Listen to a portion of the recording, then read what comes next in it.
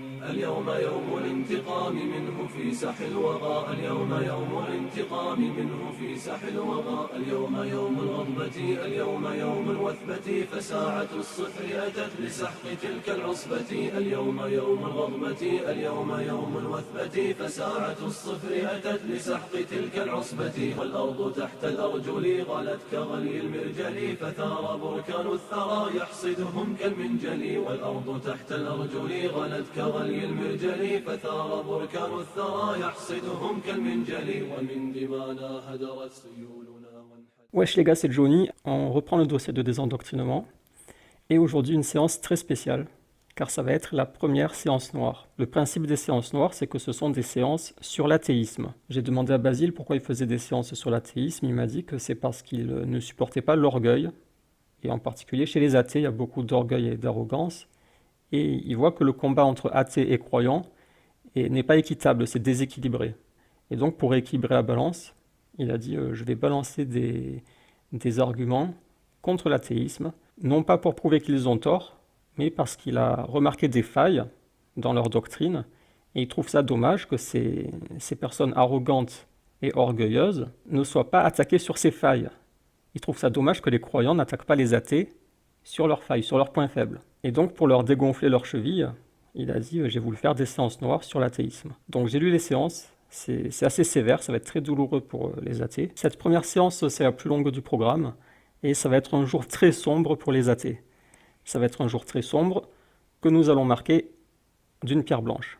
Donc c'est parti, nous marquons d'une pierre blanche cette journée sombre pour les athées, et nous sortons la séance numéro 3. Séance 3, séance noire. Les croyants sont-ils irrationnels? Ceux qui croient en l'invisible. Et je vais ajouter le contenu de cette enveloppe que m'a transmis Basile. C'est une page qu'il tenait à ajouter au programme, elle n'y figurait pas au départ, et donc il m'a dit que ce sera la 22e page. On va essayer de se dépêcher parce qu'il y a vraiment beaucoup de travail. Donc le sujet c'est est-ce que les croyants sont irrationnels? Avant-propos, ne pas confondre la rationalité et le vrai. Une chose rationnelle peut être fausse, une chose vraie peut être irrationnelle. La rationalité permet d'accéder au vrai en règle générale, mais pas de façon absolue. Dire qu'un croyant est irrationnel ne signifie pas qu'il est dans le faux. La question du vrai est une autre question que celle de la rationalité. Donc là, il prévient que irrationnel n'est pas synonyme de faux. De plus, la rationalité est subjective et limitée. Exemple, l'enfant. Le champ d'action de la rationalité chez l'enfant est limité, car ce dernier n'a que peu d'expérience et dispose de peu de discernement sur le monde qui l'entoure. Ainsi, l'enfant se rendant compte de ses limites, s'en remettra naturellement à ses parents. Il posera ses questions sur le monde à ses parents, ou à sa maîtresse à l'école, et il leur fera confiance. Il croira ce qu'ils lui diront, sans preuve, parce qu'il se rend compte qu'il a des limites, qu'il y a des choses qu'il ne comprend pas, mais que les adultes comprennent, et donc il fera confiance, sans preuve, aux adultes. Ce comportement de foi aveugle aux adultes est tout à fait rationnel pour un enfant. Un enfant scientifique ne ferait pas mieux que d'interroger les adultes. L'enfant scientifique qui ne va pas dans sa chambre faire des expériences dans son laboratoire qui n'existe pas, il demande aux adultes. Ce comportement rationnel aboutit pourtant à des croyances fausses, comme le Père Noël. Un enfant rationnel croira au Père Noël, jusqu'à obtenir la preuve qu'il n'existe pas. Car de son point de vue, les adultes sont des personnes de confiance et savantes. Si les adultes lui parlent de ce Père Noël, il n'a aucune raison rationnelle d'imaginer que c'est un mensonge. Prochaine page. Il est irrationnel d'imaginer que les adultes se soient concertés entre eux en secret pour mettre au point une supercherie planétaire dans le but de faire croire un si gros mensonge aux enfants. Pourtant, c'est précisément ce qu'ils ont fait. Là, il y a l'enfant. Champ d'action de la rationalité de l'enfant. Ce cadre représente les limites de sa rationalité. Il n'arrive pas à comprendre au-delà de ce cadre, parce que c'est un enfant. Et à l'extérieur de ce cadre, en violet, il y a le complot des adultes qui lui font croire à l'existence du Père Noël. L'enfant pourra réfléchir autant qu'il voudra, son cadre de réflexion est limité. Il ne peut pas voir le complot des adultes, même en usant de sa rationalité maximale. Ce complot lui est invisible. Toute cette zone, ça lui est invisible, à cause des limites de sa rationalité. Il aura deux moyens de le découvrir, de découvrir le complot des adultes. Une fuite, par un adulte qui lui avoue, ou par un enfant au courant qui lui dit, ou alors tout seul en grandissant. Il commencera à douter et enquêtera. Exemple, embuscade. À minuit, il regarde par le trou de sa serrure et il voit ses parents mettre les cadeaux à la place du Père Noël. Dans le premier cas, c'est l'invisible qui pénètre dans le champ de l'enfant. Dans le second cas, c'est le champ de l'enfant qui s'étend jusqu'à englober l'invisible. Donc ça, c'est le premier cas, c'est la fuite. Son cadre est toujours le même, mais il y a une fuite et quelqu'un lui communique le complot. Sinon, il ne pourrait pas comprendre. Ça, c'est la fuite. Et l'autre cas, c'est tout seul en grandissant, parce qu'en grandissant, il va élargir le champ d'action de sa rationalité. Au bout d'un moment, ça va englober le complot et il se rendra compte tout seul, sans que quelqu'un lui dise « on t'a menti », il peut se rendre compte tout seul qu'il y avait un complot. Donc ça, c'est les deux moyens de découvrir le complot. Une fuite, de l'extérieur vers l'intérieur, ou alors un grossissement du cadre qui englobe ce qui était invisible. Illustration que la rationalité peut conduire au faux au lieu du vrai. Dans la série télé Lost, des rescapés sont coincés sur une île où ont lieu des phénomènes paranormaux. Jack, c'est lui, Jack se fie à sa rationalité et explique ces phénomènes par de l'hallucination. And what would your explanation be as a doctor? I'd call it an hallucination. All right, then you're hallucinating. Locke, lui, croit en l'irrationalité de l'île. Donc il y a l'athée qui se fie à sa raison et qui explique les phénomènes paranormaux par des hallucinations. Hallucination. Et Locke, qui est un croyant, il a foi, et il se dit cette île est spéciale, il se passe des choses spéciales. But this place is different. It's special.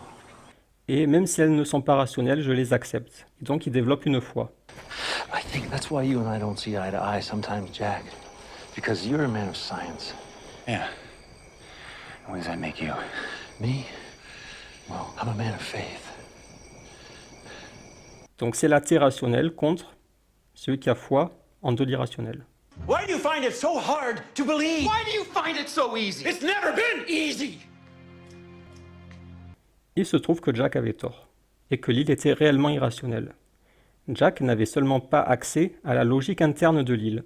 Il y avait une autre logique sur l'île, et lui, il avait sa logique à lui en dehors de l'île, et donc ça lui paraissait irrationnel, il ne voulait pas y croire.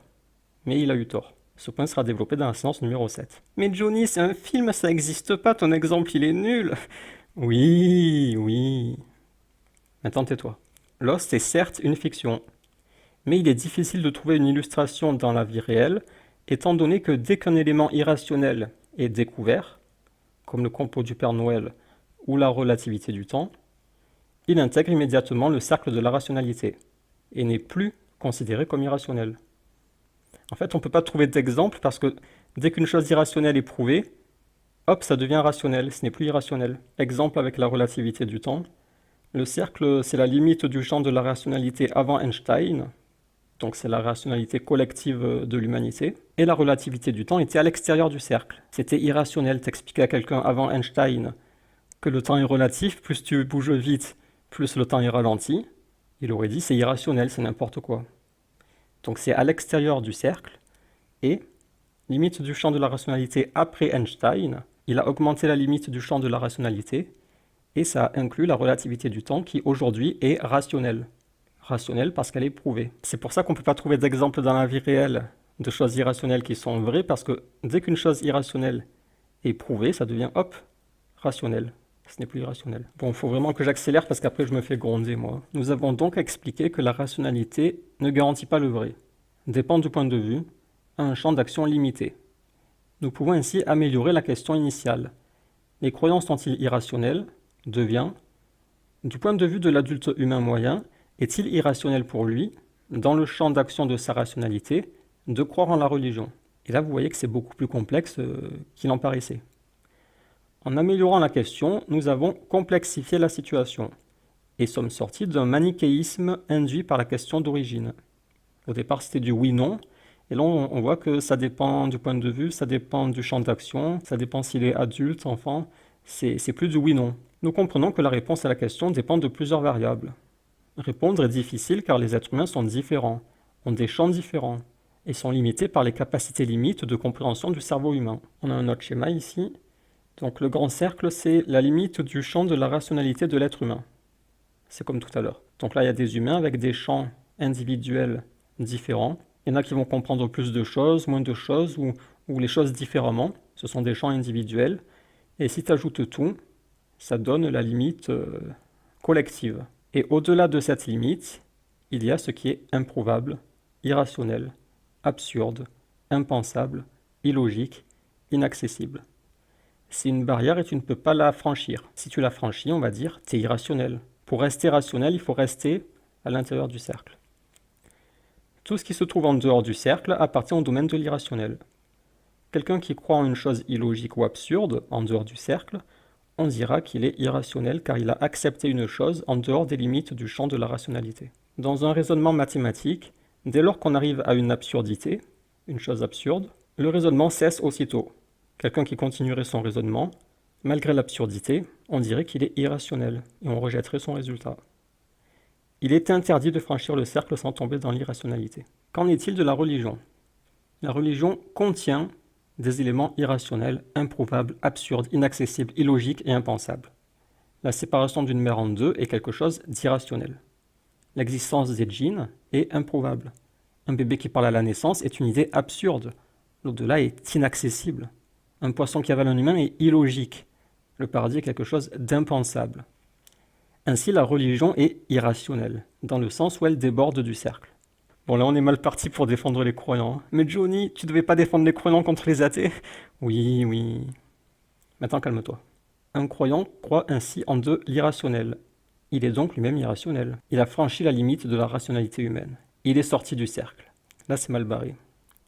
Ou plutôt, il semble l'être. Mais en est-il réellement sorti? Rappelez-vous de l'exemple de l'enfant et du Papa Noël. L'enfant avait deux moyens de découvrir le complot. Soit grandir et élargir suffisamment son propre champ de rationalité, ce qui est impossible ici car le cercle est infranchissable, c'est les limites du cerveau. Soit, est-ce que vous vous rappelez de l'autre possibilité? Une fuite. On a le même schéma, mais ici il y a une fuite. Il y a le courant qui appartient au domaine irrationnel et qui a fuité, il a pénétré dans le champ de la rationalité par le moyen de la révélation. C'est comme tout à l'heure pour l'enfant, il y avait une fuite qui a pénétré son champ et une chose qui était irrationnelle pour lui, d'un coup elle devient rationnelle. Il la comprend. On se retrouve dans la situation de l'enfant. Une information, un livre, provenant de l'extérieur, de notre champ nous parvient. Ce livre contient de l'irrationnel. Voilà, là on est comme l'enfant et il y a une source depuis l'extérieur des limites de notre champ qui nous dévoile une chose. Et la question qui se pose, c'est est-ce que je vais être irrationnel si je me fie à cette chose qui provient de l'extérieur? Serait-ce irrationnel de se fier à ce livre?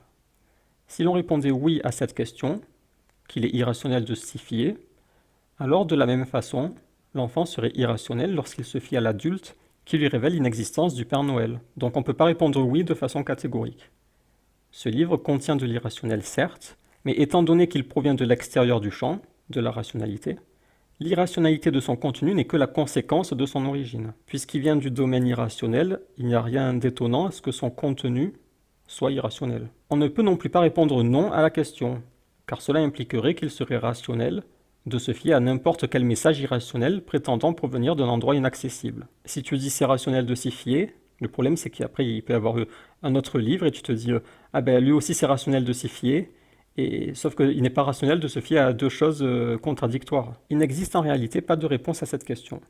On peut y voir de la rationalité comme de l'irrationalité. Ce n'est ni rationnel ni irrationnel dans l'absolu. Et cela dépendra aussi de l'appréciation de chacun sur la crédibilité de ce livre. Quelqu'un peut dire « moi ça me paraît crédible, j'y crois », et un autre il peut dire « non, c'est des foutaises ». Ça dépendra de chacun. Le croyant n'est pas forcément irrationnel en croyant à de l'irrationnel, lorsque cet irrationnel provient justement de l'extérieur du cercle. La rationalité est relative. Remarque.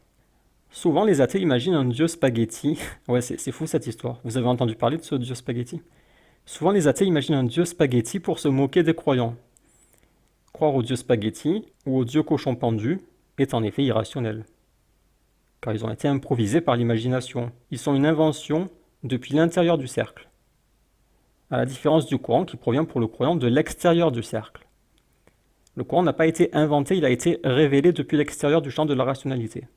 C'est ça la différence entre Allah et le dieu cochon pendu, c'est que lui il a été inventé par un homme à l'intérieur du cercle, alors que Allah, c'est une révélation depuis l'extérieur, c'est pas la même chose. L'irrationalité que le courant contient n'est donc pas étonnante, elle est cohérente avec sa provenance. Le dieu cochon pendu a été inventé sans aucun doute possible. D'ailleurs, 0 personne y croit. Un athée peut juger que le courant a aussi été inventé, mais ce n'est pas une question résolue. C'est seulement son appréciation personnelle. Il pense que le courant a été inventé. Mais beaucoup pensent le contraire. Plus de 1 milliard de personnes. Ce point sera abordé plus en détail dans la séance numéro 9. Donc quand vous voyez ça, évitez de vous emballer sur ce point car ce sera développé plus tard. Et donc je ne pense pas que Basile vous répondra puisqu'il compte en parler plus tard. En conclusion, croire en de l'irrationnel ne signifie ni être dans le faux, ni être irrationnel. Il n'y a pas de règle générale. Ça dépend des situations, des appréciations personnelles et même de la définition de la rationalité. La question posée de cette façon n'a que peu d'intérêt. Dans la suite de la séance, nous allons plutôt réfléchir aux limites de la raison pour à la fin reformuler la question d'une façon bien plus intéressante. Fin de l'avant-propos. On passe à la partie 1. Donc vous voyez, ça va être assez long. Vous voyez sur le curseur de la vidéo combien ça va durer, mais moi je m'inquiète, je n'ai pas le curseur. Première partie, la supercherie du débat. Par l'expérience, on observe que les débats ne font que très rarement changer d'avis des participants, pour ne pas dire presque jamais. On remarque aussi un biais de sélection des arguments qui est omniprésent. Des arguments évidemment faibles ou faux seront utilisés du moment qu'ils supportent son propre camp. Avec un peu de discernement, on comprend que derrière les débats, bataille d'arguments, se cache en réalité une bataille de sensibilité personnelle. Mécanisme attendu de sélection des arguments et de formation des opinions personnelles. Donc ça, c'est le mécanisme auquel on s'attend. Il y a l'argument, et par la raison, évaluation de la validité et solidité de l'argument. S'il n'est pas valide ou pas solide, argument rejeté.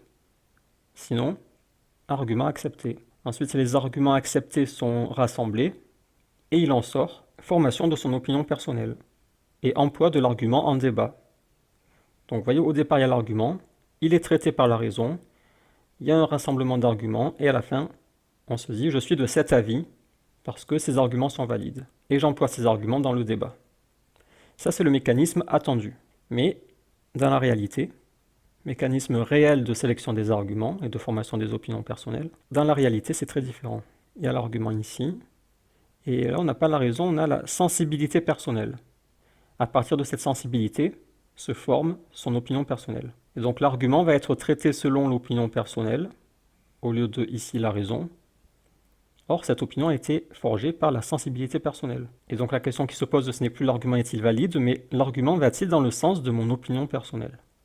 Sinon, il est rejeté, mais de façon biaisée. Si oui, s'il va dans le sens de mon opinion personnelle qui elle-même dépend de ma sensibilité personnelle, si oui, alors, de façon biaisée, avec un biais, il sera accepté et il sera employé en débat. Donc là, vous voyez la différence, c'est que son opinion personnelle, au lieu de se forger selon les arguments valides traités par la raison, elle se forme en amont, tout au départ. Selon la sensibilité personnelle, l'opinion va se former. Au lieu de se former à la fin, elle se forme au départ. Et l'emploi de l'argument en débat, il ne va pas dépendre de la validité de l'argument traité par la raison, mais il va dépendre de si il va dans le sens de mon opinion personnelle. Ainsi, les arguments ne sont sélectionnés que pour valider la sensibilité préexistante. Le débat ne fait que camoufler un conflit entre sensibilités différentes, c'est-à-dire un étalage d'arguments jugés rationnels. N'assumant pas l'irrationalité de leurs opinions, qui proviennent des sensibilités, ils déguisent ça en débat, qui n'est qu'une mise en scène pour se donner une hauteur apparente, faire croire qu'ils sont dans le monde noble des idées, alors qu'ils ne sont que dans les passions basses. Le débat est une imposture. Il consiste à faire passer un bête conflit de sensibilités pour une extraordinaire discussion savante entre personnes instruites et raisonnées. Exemple de débat de société, véganisme. Donc là, on a la sensibilité qui va former l'opinion. Quelqu'un qui a une sensibilité compatissante, il dira « il ne faut plus se nourrir d'animaux ». Quelqu'un qui a une sensibilité dure ou pragmatique, il dira « ils sont faits pour être mangés ». Donc comme on a vu sur le schéma, l'opinion elle va se former ici au début, selon la sensibilité, et non pas tout à la fin. La sensibilité va forger l'opinion, puis les arguments seront sélectionnés en fonction. Exemple d'argument trompeur dans le camp numéro 1, donc ceux qui sont véganes. Trop d'eau est dépensée dans l'élevage des animaux, donc il ne faut plus manger les animaux. L'argument est trompeur dans la mesure où, dans le cas contraire, Si l'on découvrait que manger les animaux faisait économiser de l'eau, le vegan rejettera cet argument. Il dirait que la vie des animaux est plus précieuse qu'une économie d'eau. Le vegan est donc en train d'utiliser un argument qui ne peut fonctionner que dans un sens, le sien. L'économie d'eau n'est donc pas un vrai argument, ce n'est qu'un prétexte pour défendre son camp. Exemple d'argument absurde dans le camp numéro 2. S'ils étaient à notre place, ils nous mangeraient. Donc on les mange. L'argument est absurde, car ce n'est en rien une raison légitime pour les manger. Sinon, un violeur pourrait justifier « Si ma victime était à ma place, avec ma pulsion de viol, elle me violerait, donc il m'est légitime de la violer. » C'est un raisonnement absurde. Ces deux arguments sont pourtant utilisés par chacun des camps, indépendamment de leur validité. Ils n'ont pas traité l'argument selon leur raison. S'ils l'avaient traité, ils l'auraient rejeté. Ils l'ont accepté parce que il va dans le sens de leur opinion personnelle. Bon, pour l'instant, il n'y a rien de spectaculaire, c'est assez connu ce phénomène. En réalité, la question n'est que morale et dépend de la sensibilité de chacun.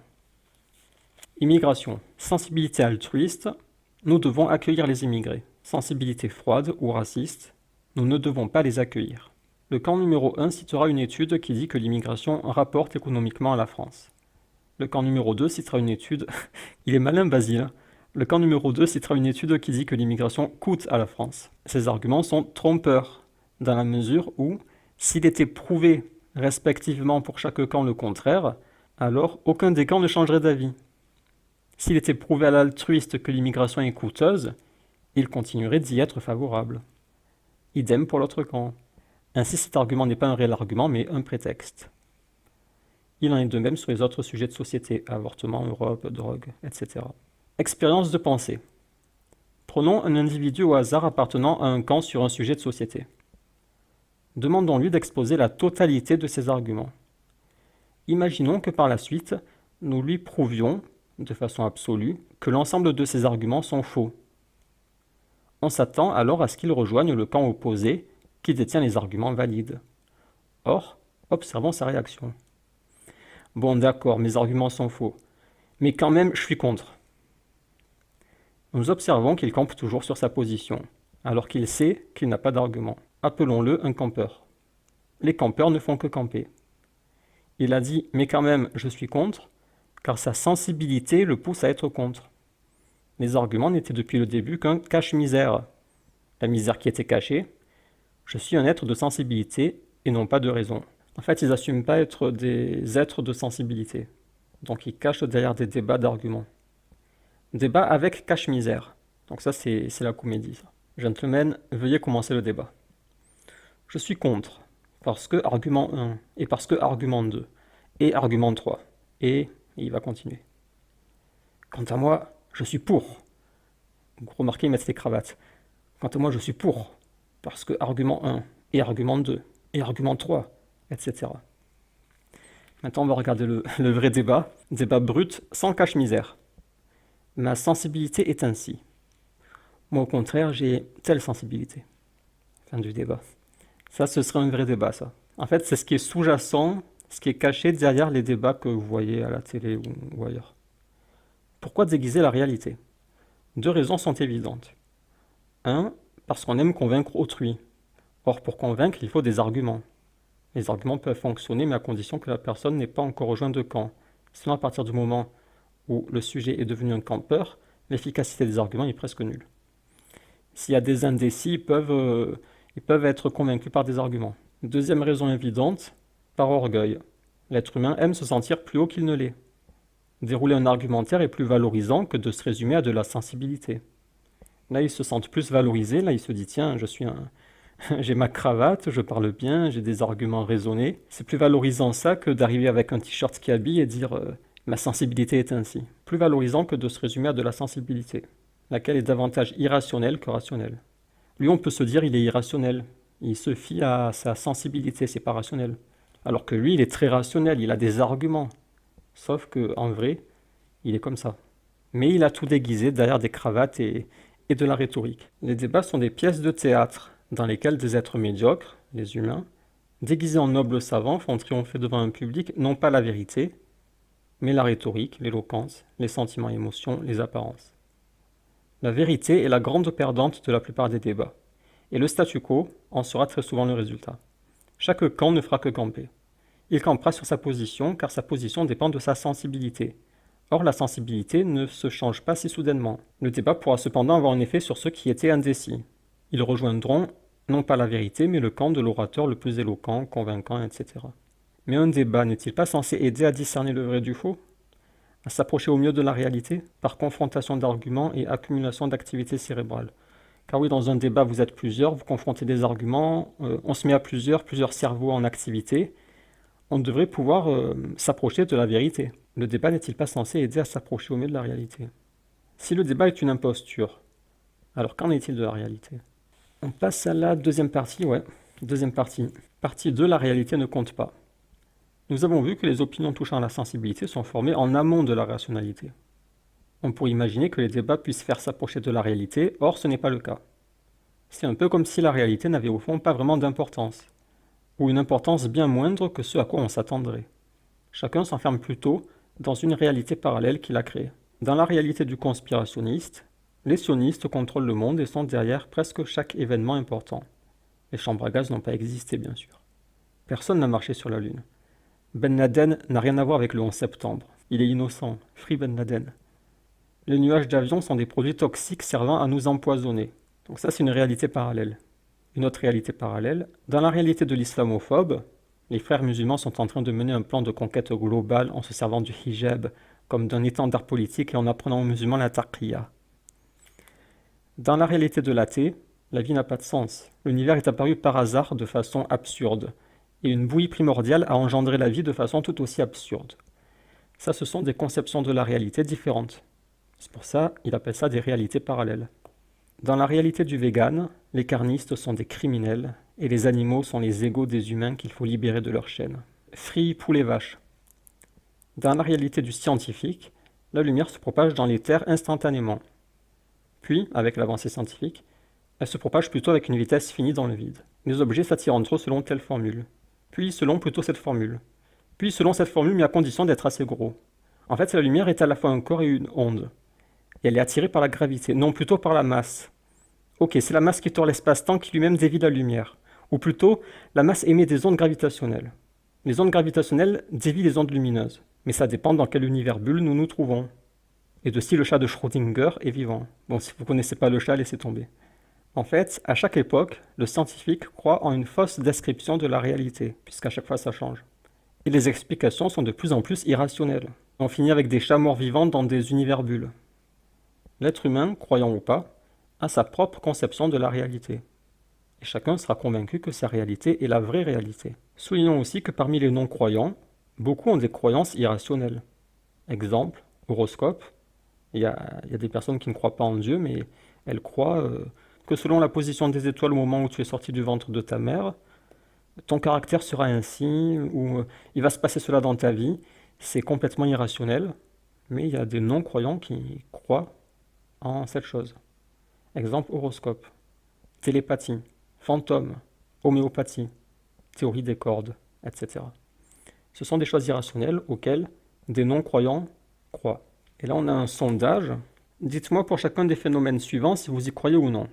Donc, c'est sondage Sofres, 82, 88, 89, 93, 2000. Donc, on va prendre le dernier, fait par le ministère de la Recherche. Les guérisons par magnétiseur, imposition des mains. Donc, c'est des gens qui croient qu'en mettant ta main sur quelqu'un comme ça et en te concentrant, tu peux le guérir grâce au pouvoir magique de l'amour et de l'amitié. J'y crois, 54%. Une majorité de gens croient en cette chose. La transmission de pensée. Tu penses à une chose et une autre personne entend ce que tu as pensé. Et donc, si les deux sont télépathes, ils peuvent communiquer comme ça le soir, ils s'ennuient, ils disent ça remplace le téléphone, en fait, c'est gratuit, voilà, t'as pas besoin de Wi-Fi. Et j'y crois, 40%. Les rêves qui prédisent l'avenir. Tu rêves d'une chose et ça veut dire que ça va arriver.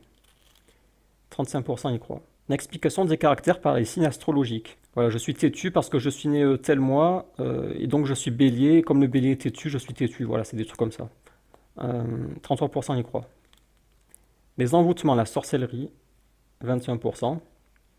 Les prédictions des voyantes. C'est des dames, elles disent je vois l'avenir, donne-moi de l'argent, je vais te dire ce qui va t'arriver.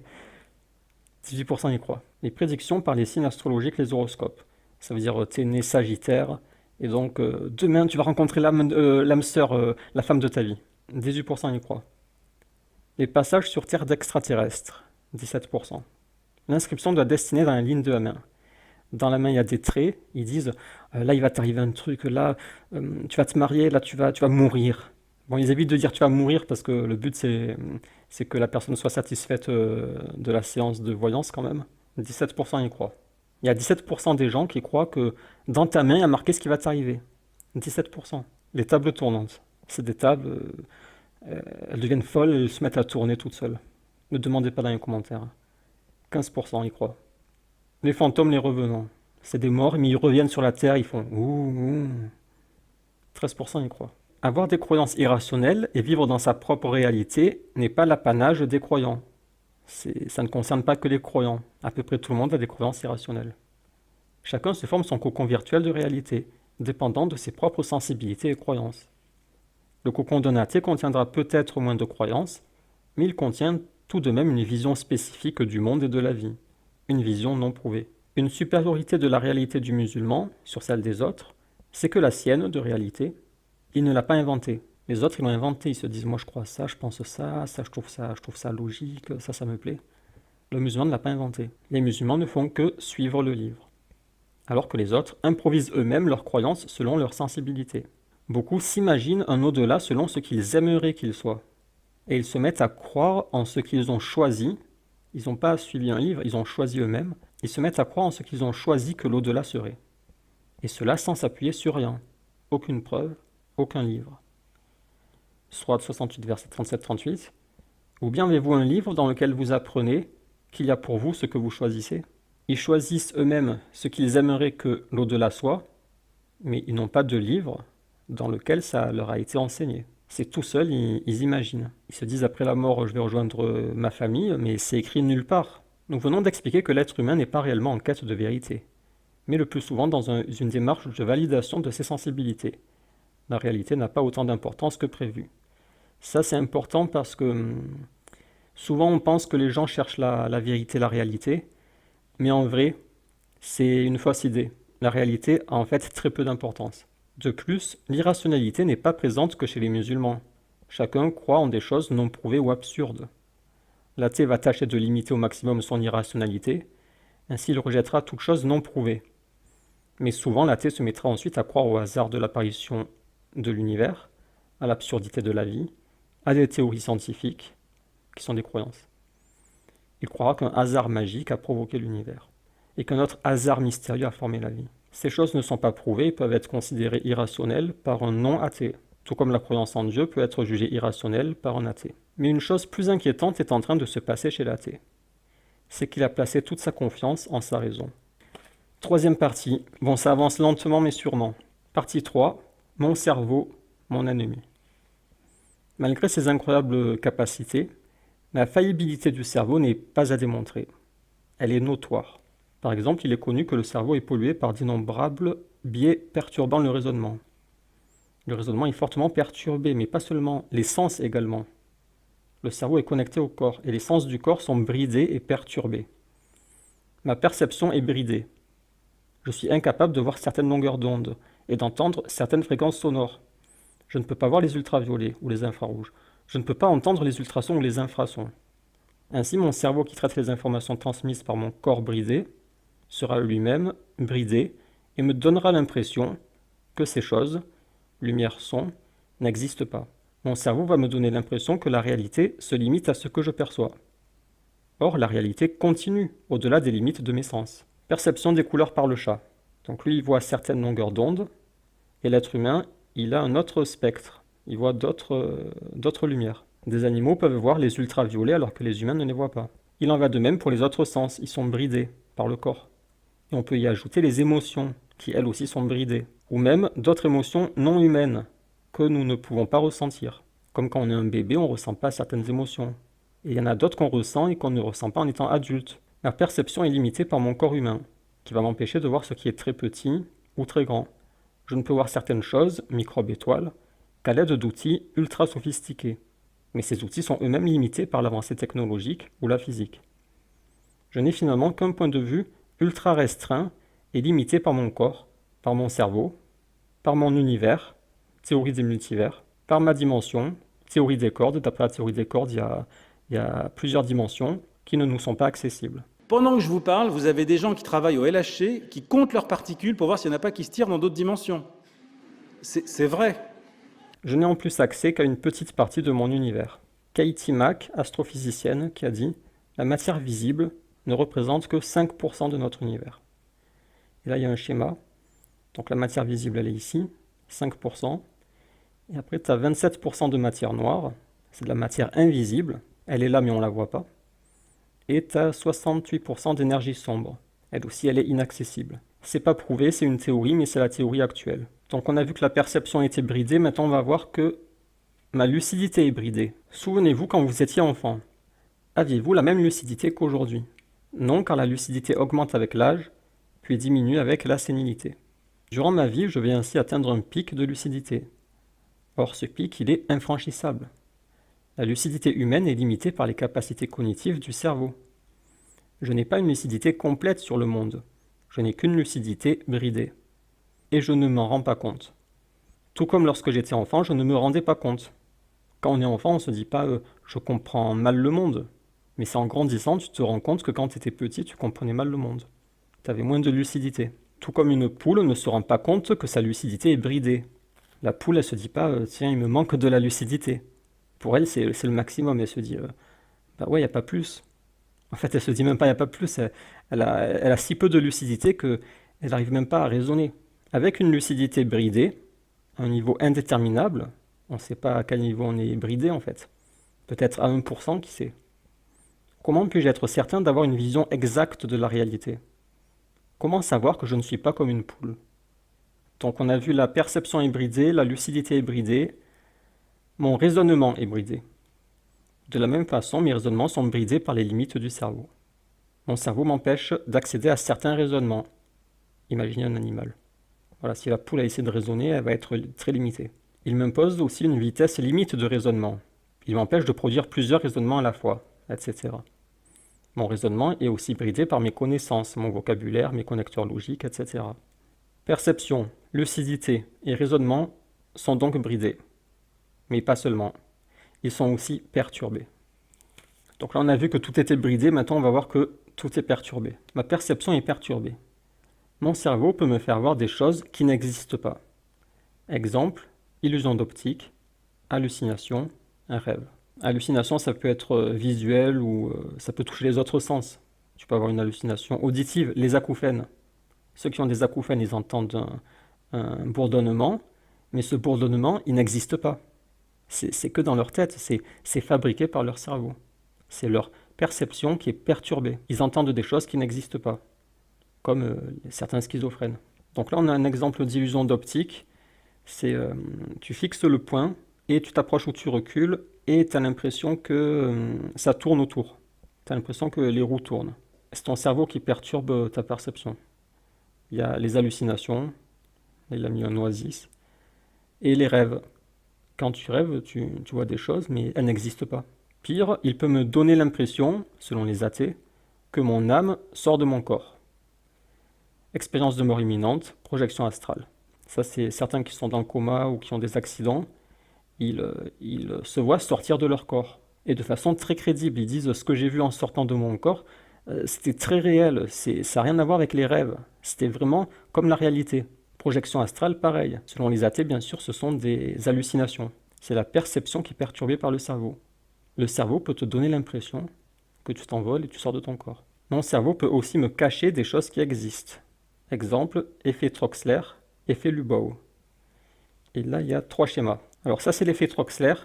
Il faut bien se concentrer, il faut fixer le point rouge. Et petit à petit, l'anneau bleu va se dissiper. Et tu verras un écran blanc. Ton cerveau va te cacher l'anneau bleu. Ton cerveau te cache une chose qui existe. Autre exemple avec le point aveugle. Dans chaque œil, il y a un point aveugle. C'est-à-dire que si tu fermes un œil, tu es censé voir un point noir à un endroit. Parce que tu n'as pas de capteur à cet endroit dans l'œil, à cause du nerf optique. Mais il se trouve que quand tu fermes ton œil, tu ne vois pas ce point noir. Pourquoi? À cause de l'effet Troxler. Comme ici, ça a dissipé le bleu. De la même façon, ton cerveau va dissiper ce point noir dans ton œil. il va le remplacer par quelque chose qui n'existe pas, comme là il l'a remplacé par le blanc. Mais ce blanc que ton cerveau t'a montré, qui a remplacé le bleu, ce blanc il n'existe pas, il a été fabriqué, il a été inventé. Et l'expérience, c'est de fermer un œil, par exemple l'œil droit, et de regarder le point du côté de l'œil fermé, donc le point de droite, rouge. On ferme l'œil droit, on regarde le point de droite, et on s'approche ou on s'éloigne de l'écran, et au bout d'un moment, le point noir va disparaître. Et c'est pareil si tu fermes l'œil gauche et que tu regardes le rond noir de gauche, si tu t'approches ou tu t'éloignes de l'écran, à une certaine distance, le point rouge va disparaître. Et donc tu ne te rends pas compte que tu as un point aveugle dans chaque œil parce que le cerveau a comblé le vide. Ça c'est pour l'effet Lubbow ou l'inhibition latente. C'est que lorsque tu es concentré sur une chose, ton cerveau va supprimer ce qui se passe autour. Par exemple, si tu es dans une pièce avec une horloge qui fait tic-tac, si tu restes 1 heure dans cette pièce, tu n'entendras pas le tic-tac pendant 1 heure. Tu l'entendras peut-être 1 minute. Tout le reste du temps, ton cerveau va supprimer le tic-tac. Il ne te le fera pas entendre. Comme la vidéo où il y a des enfants qui sont sur un écran, sur une tablette, et ils sont tellement concentrés qu'ils ne voient plus ce qui se passe autour, et ils font la blague de remplacer les membres de sa famille par des acteurs. Et le petit, il s'en rend même pas compte. Il est sur son écran. Sa mère, c'est plus sa mère, son père, c'est plus son père, il s'en rend pas compte. La mère de famille est échangée avec une inconnue portant la même couleur de vêtements. Les enfants ne remarquent toujours rien. De faux frères et sœurs s'installent à table sans le moindre détournement de regard de ceux captivés par l'écran. Il faudra attendre la coupure d'Internet au moyen d'un brouilleur pour que les enfants découvrent que le monde réel autour d'eux a changé. Parce qu'il y a eu l'effet Lubbow, l'inhibition latente, qui a supprimé de son champ de vision ce qui était secondaire. C'est pour éviter le surplus d'informations à traiter. Dans la série Prison Break, Michael Scofield, il est handicapé parce qu'il n'y a pas cet effet Lubbow, et donc son cerveau est submergé d'informations. Et ça le rend surdoué, mais dans la réalité, tu n'es pas surdoué, tu es handicapé. Michael venait me voir pour 2 choses. La première est qu'il souffrait d'inhibition latente. Quand le sujet qui souffre d'inhibition latente n'a qu'un faible QI, ça lui occasionnera presque à chaque fois des maladies mentales. Mais s'il a au contraire un fort QI, ça fera presque toujours de lui un génie créatif. Donc la perception est perturbée, mais pas que. Ma lucidité est perturbée. On avait déjà vu qu'elle était bridée, mais elle peut aussi être perturbée. Mon cerveau peut diminuer ma lucidité au point où je ne puisse pas me rendre compte que je suis en train de rêver et que je ne vole pas réellement. Quand tu rêves, ton cerveau a diminué ta lucidité et tu ne te rends même pas compte que quand tu te mets à voler dans ton rêve, ça n'existe pas, tu n'es pas vraiment en train de voler. Après, il se peut que tu t'en rendes compte, ça devient un rêve lucide, mais en général, on ne se rend pas compte qu'on est en train de rêver. Je peux rêver chaque soir que je vole. Chaque fois, mon cerveau me piégera à nouveau. Chaque soir, en t'endormant, tu peux te dire, bon, cette fois, je sais que je vais rêver, je sais que ce n'est pas vrai, mais hop, ton cerveau te piège et il te fait perdre ta lucidité, il te fabrique un rêve et il te fait croire que c'est la réalité. Environ 10% de ma vie consciente est un monde imaginaire, parce qu'on passe environ 10% de sa vie consciente à rêver, auquel mon cerveau me fait croire. Je passe des années entières de ma vie dans un monde imaginaire, sans m'en rendre compte quand j'y suis.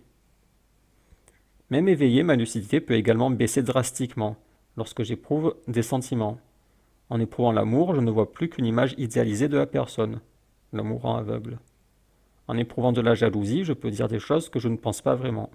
Exemple pour la jalousie, l'imam An-Nawawi, en commentant un récit où Aïcha est jalouse, explique que la jalousie fait partie de la nature de la femme, de sorte que ce qui en résulte peut, dans certains cas, lui être pardonné.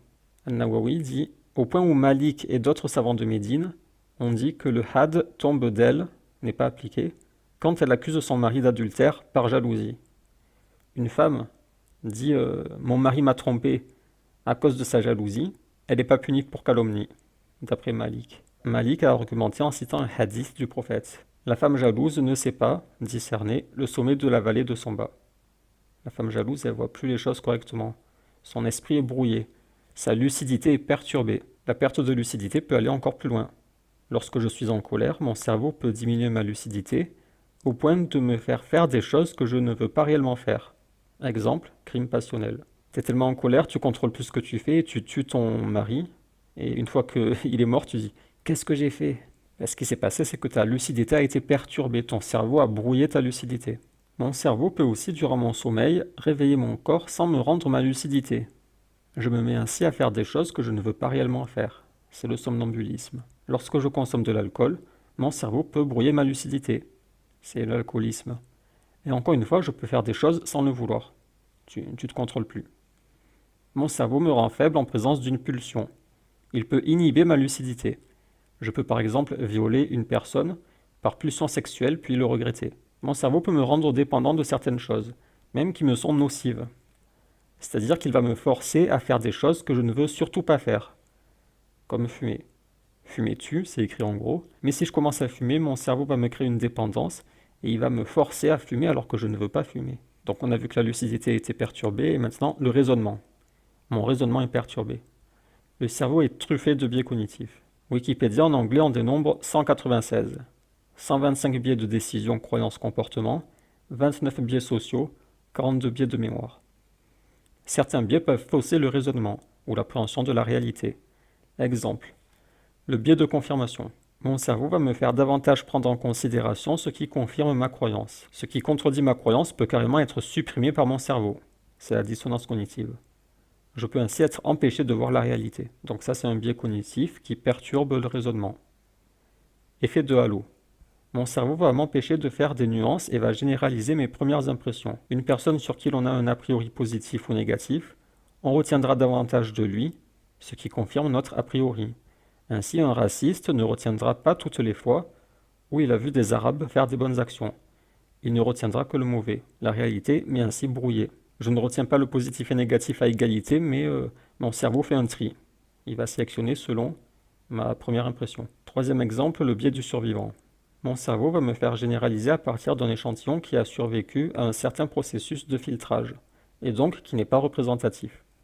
Par exemple, une occidentale inscrite sur une application de rencontre en déduira que les hommes ne s'intéressent aux femmes que pour leur corps. Or, c'est parce que seul ce genre d'hommes s'inscrivent sur cette application qu'elle n'a rencontré via cette application que ce genre d'hommes. L'application a comme filtré les hommes et n'a retenu qu'une catégorie. C'est le biais du survivant. Il y a eu un filtrage, mais elle ne s'en est pas rendue compte, et donc elle va généraliser sur un petit échantillon qui n'est pas représentatif. Ma perception, ma lucidité et mon raisonnement sont donc bridés et perturbés. Mais ce ne sont pas les seuls problèmes. Le cerveau rend aussi l'individu en proie à toutes sortes de manipulations extérieures. Ça, c'était juste à l'intérieur du cerveau, mais il peut y avoir des manipulations depuis l'extérieur. Et le cerveau ne te protège pas de ça. Mon cerveau est malléable et manipulable. Le cerveau est tellement défaillant et manipulable qu'est devenu à la mode une discipline qui consiste à développer l'esprit critique et à purifier son cerveau de ses nombreux biais. La zététique. Schéma représentant la zététique vu par un zététicien. Donc il y a le cerveau. Ici, il y a un tube de dentifrice avec la brosse pour brosser. Le dentifrice représente la zététique et en frottant la zététique sur le cerveau, ça va le purifier pour une bonne hygiène mentale, parce qu'il est pollué par tout un tas de biais. Ainsi, les zététiciens raisonnent en moyenne plus correctement. Ils restent cependant victimes de certains biais, notamment dû à la haine qu'ils développent envers les croyances et religions. Parce qu'à force de s'enduire le cerveau, ils deviennent tellement sceptiques que lorsqu'ils voient des gens non sceptiques, ils développent de la haine envers eux et ça leur crée d'autres biais, le conditionnement. La malléabilité du cerveau rend possible le conditionnement qui va imposer à l'individu des idées qu'il n'aurait peut-être pas adoptées de lui-même, en particulier au début de la vie. C'est la plasticité neuronale. Un cerveau, c'est très mou, tu peux lui faire rentrer n'importe quoi dedans. Le conditionnement est si puissant qu'un peuple entier peut adorer son propre dictateur. Par conditionnement, il est possible de façonner les esprits de n'importe quelle façon possible. Même sans volonté de conditionnement, l'environnement, la société, agit tout seul comme un conditionnement, rendant impossible toute volonté de s'extraire complètement de tout conditionnement pour se façonner soi-même tout seul. On ne peut pas être le produit de soi-même, on est forcément le produit de soi-même, influencé par la société autour. Ainsi, mes pensées ne sont pas le fruit de moi-même, mais plutôt le fruit de mon cerveau conditionné. Le Coran fait d'ailleurs mention de ce conditionnement duquel il invite à sortir. Sourate 5, verset 104.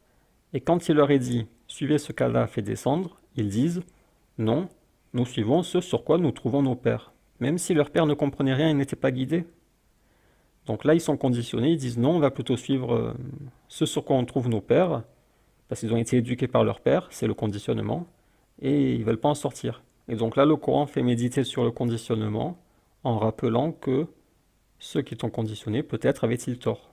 Peut-être n'étaient-ils pas guidés. Peut-être ne comprenaient-ils pas. Là, c'est comprendre ou raisonner. Peut-être ne raisonnaient-ils pas. Le conditionnement est omniprésent durant notre vie, de différentes façons. Son efficacité prouve la grande malléabilité du cerveau. Le cerveau n'est donc pas imperméable aux influences extérieures. Il y est, au contraire, complètement perméable. Le cerveau n'est pas une forteresse, mais une passoire. Outre sa malléabilité, le cerveau ne nous protège pas des manipulations. Exemple, la séduction. Il existe carrément des coachs en séduction qui expliquent les ruses pour manipuler l'esprit d'une femme et lui donner envie de nous. C'est développé aussi la mode de la drague de rue. C'est des hommes qui expliquent à d'autres comment draguer dans la rue. Et après, ils font ça à la chaîne. Ils apprennent des techniques, des phrases d'accroche. « Tiens, je t'ai vu, je t'ai trouvé jolie » ou « Oh, j'aime bien ton style. » Non, je t'ai vu passer, j'étais là-bas et j'aime bien ton style, donc je me suis dit que j'allais venir te parler. Je voulais te parler, je t'ai vu passer, j'étais juste là-bas. D'accord. Et j'aime bien ton style. X, Y, et je retiens un et je mets en... C'est quoi, c'est des maths? Et j'aime bien ton style, donc je voulais venir te dire bonjour. Excuse-moi, une seconde. Juste une seconde, je t'ai juste croisé à l'instant. Ah. Ça va, je te trouve vachement jolie en fait. Merci. Ok, enchanté. Je vais aller l'aborder celle-là. Regarde bien l'impact et l'intention. Pardon, en fait, j'étais juste là et je voulais te dire que... en fait, je t'ai vu, je te trouvais toute mignonne, je me suis dit que tu serais peut-être quelqu'un de sympa. Ils apprennent des techniques comme ça pour accoster les femmes et après pour essayer d'obtenir leur numéro. Et une fois qu'ils ont leur numéro, ils continuent avec d'autres techniques pour arriver jusqu'au lit. T'as un Facebook, je peux t'ajouter maintenant si tu veux. T'es pas malgache toi? C'est quoi? Marocaine. Plus simple que Snap, WhatsApp ou je sais pas quoi. Je prends ton numéro, je t'enverrai un message. Ces manipulations vont créer du désir chez la femme, qu'elle n'aurait pas eu sans. Le cerveau peut donc me trahir et me faire désirer ce que je ne désire pas. La femme ne désire pas le dragueur, mais grâce aux manipulations mentales, il arrive à se faire désirer. C'est un peu un hack du cerveau. Le cerveau a des failles et hop, il le hack. La publicité. Même principe. Par manipulation mentale, le publicitaire crée chez l'individu le désir ou le besoin d'un produit qu'il ne désirait pas ou dont il n'avait pas besoin. Les ruses sont souvent subtiles et peuvent même être subliminales, imperceptibles. Il se peut même que ton cerveau ne te donne pas la perception de la chose, mais que dans ton subconscient, il travaille pour te créer le besoin sans que tu t'en rendes compte de cette chose. Mon cerveau peut donc me créer des désirs et besoins de façon artificielle. Autre exemple de manipulation, la rhétorique. Par des manipulations de langage, je peux être amené à adhérer à un discours auquel je n'aurais pas adhéré sans ces manipulations. Mon cerveau ne va pas me faire adhérer au discours le plus véridique, mais il va plutôt essayer de me faire adhérer au discours du meilleur orateur. Autre exemple, le sophisme. Les sophismes sont très répandus et peuvent même être employés involontairement. Mon cerveau va me donner l'impression qu'un raisonnement est correct, en me cachant le vice, qui rend le raisonnement en réalité faux. Mon cerveau ne me protège pas des sophismes, il essaie au contraire de me faire tomber dedans. Et je dois donc fournir un effort intellectuel pour tenter de m'en protéger moi-même et ainsi pallier la trahison de mon propre cerveau. Ton cerveau, il essaie de te trahir, il essaie de te cacher les vices dans les raisonnements, et il faut bien réfléchir, il faut fournir un effort intellectuel pour déceler les vices et repérer les raisonnements incorrects auxquels ton cerveau a essayé de te faire croire. L'hypnose. Mon cerveau ne me protège pas non plus de l'hypnose. On a vu, c'est une vraie passoire. Un hypnotiseur peut prendre en partie le contrôle de mon corps. Il y a aussi les illusionnistes, mais ça, il n'a pas cité, c'était plutôt avant. Le mensonge. Lorsqu'une personne me ment, mon cerveau ne me l'indique pas. Et au contraire, si cette personne est un bon menteur, mon cerveau m'incitera à croire en son mensonge. Il va encore me piéger, mon cerveau. Ah voilà, on arrive à la page 22. Exemple de manipulation célèbre. Ahmad avec Delphine dans le jeu Koh-Lanta. Par la ruse, Ahmad a réussi à forcer indirectement Delphine à rejoindre son alliance. Elle ne voulait pas être dans son alliance, mais il a réussi à la forcer.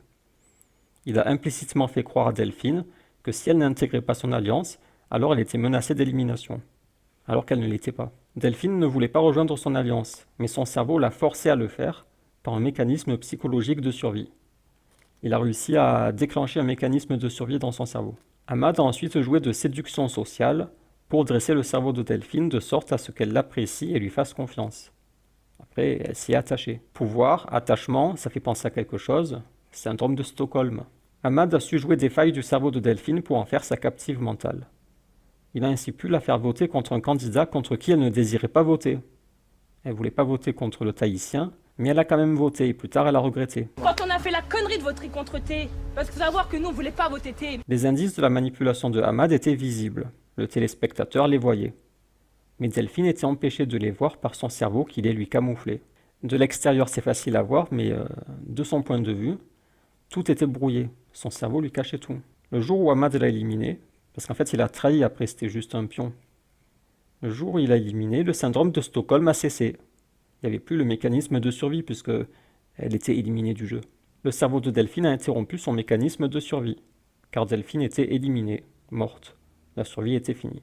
Et elle a subitement perçu les manipulations de Ahmad. Immédiatement, le brouillard a été dissipé. Ayant retrouvé sa lucidité, Delphine est entrée dans une crise d'hystérie. Autre faille de son cerveau. En fait, elle sort d'une faille pour tomber immédiatement dans une autre faille. Elle tombe dans une crise d'hystérie où elle ne se contrôle plus. Son cerveau perturbe sa lucidité. C'est ce qu'on a vu. Je te ferme ta bouche, je parle pas avec toi. Et s'est mise à traiter Ahmad de gourou. Ici, il y a un gourou, il s'appelle Ahmad. Une seconde, c'est son ami, ou son ravisseur. Et la seconde suivante, c'est un gourou. Et pendant sa crise d'hystérie, elle a dit « Et pourtant, je suis pas un mouton. Les moutons marchent en troupeau, les lions marchent seuls. » Et pourtant, je suis pas un mouton. Les moutons marchent en troupeau, les lions marchent seuls. Et là, elle a eu un geste intéressant, c'est qu'elle s'est touchée le crâne pour dire pourquoi j'ai fait ça. Mais quand elle se dit pourquoi j'ai fait ça, pourquoi j'ai été un mouton alors que je suis une lionne, quand elle se pose cette question, elle désigne avec sa main le coupable. Elle sait où se trouve le coupable. Le coupable, il n'est pas dans son cou, il n'est pas dans sa bouche, il n'est pas derrière l'oreille. Il est à l'intérieur du crâne. C'est son cerveau le coupable. C'est son cerveau qui l'a trompé. Et là, elle s'en rend compte et dans un réflexe, elle désigne immédiatement le coupable. Et pourtant, je suis pas un mouton. Les moutons marchent en troupeau, les lions marchent seuls. Delphine ne comprenait pas comment elle a pu être bernée si facilement jusqu'à devenir un mouton. Elle s'était pas rendue compte. C'est une fois sortie de ce piège mental, elle s'est rendue compte qu'elle avait été une moutonne. Et elle s'est dit comment j'ai pu ? Qu'est-ce qui m'est arrivé ? La réponse, le traître n'est pas Ahmad, c'est ton cerveau. C'est ton cerveau qui t'a trahi. C'est pour ça le chapitre, c'était mon cerveau, mon ennemi. En conclusion, nous avons vu que le cerveau n'est pas notre ami, et passe son temps à essayer de nous piéger. Ok, on s'approche de la fin. Partie 4. Le dérèglement des boussoles. Le cerveau est un formidable outil de calcul et raisonnement, mais en dehors du champ technique technologique, il a des limites. Ce point sera développé dans la séance numéro 7.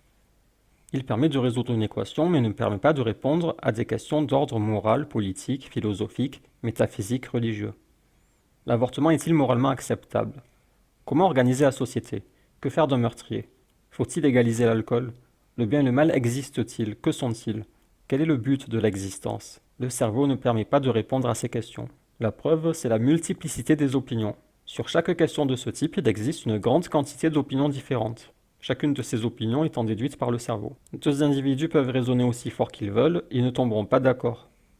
Si l'on représentait ces questions par des boussoles, alors les aiguilles, les réponses, partiraient dans tous les sens. Sur chaque question de ce type, il y aurait des réponses à droite, à gauche, en diagonale, en fonction des individus, ça varie. Le cerveau ne permet pas d'accéder à une réponse précise qui serait la vérité. Au contraire, il fait pointer vers n'importe quelle direction, presque aléatoirement. Ça part complètement dans tous les sens, c'est déréglé. Et pire, il donne l'impression d'être dans le vrai. En fait, il te pointe une direction et il te donne l'impression que c'est la bonne direction. Mais pour quelqu'un d'autre, il va pointer dans cette direction et il va lui faire croire que c'est la vraie direction. Il aura vraiment l'impression, il se dit là, je suis dans la vérité. Et lui, il est dans le faux. Et lui se dira, moi je suis dans la vérité, et lui, il est dans le faux. Chaque individu aura l'impression que ses boussoles à lui sont celles qui sont bien réglées, et que ce sont les boussoles des autres qui sont déréglées. Il en sera convaincu dur comme fer. De plus, les opinions de même individu ont une forte variance. Un individu peut ainsi être convaincu d'une chose, et plus tard être convaincu du contraire.